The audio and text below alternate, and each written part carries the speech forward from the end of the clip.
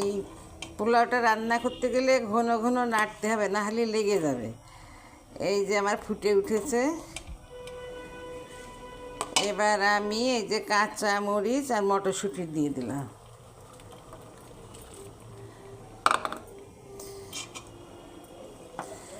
আর একটু পরে চালটা সিদ্ধ হয়ে গেলে অবশ্যই আপনারা চিনি ব্যবহার করবেন।